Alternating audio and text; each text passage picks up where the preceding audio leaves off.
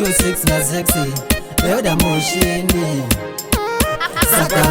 zorai manafu hamuna kuvera mandibata rafu vabereki vangu makanditaridza lavu iri inafu imuri mablessings yangu imi muri magomborero angu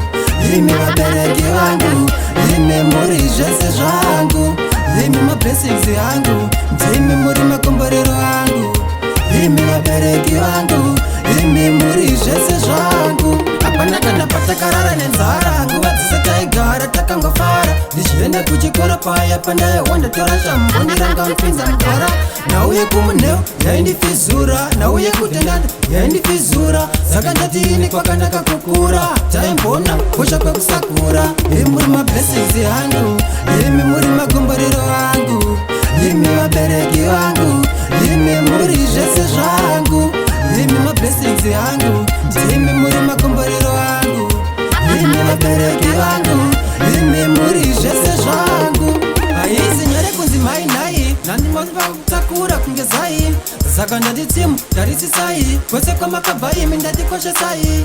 kana mudhara kufamba vachikanda kuzama kuti pamwe muri wane chekubata ewa pakashata unorova marata kuti chingwa chacho gochizera pata imi muri mablessings yangu imi muri magomborero angu imi vabereki vangu imi muri zvese zvangu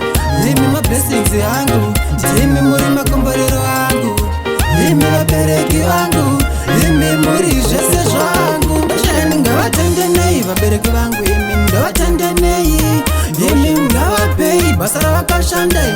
ngavatendesei pandairwara vaimhanya kuchipatara vaisada kundiwana ndichikoshora usiku hwese mama vangu vakasunura saka nhasi ndandajaya ndezvishaura imi muri mablessings yangu imi muri magomborero angu imi vabereki vangu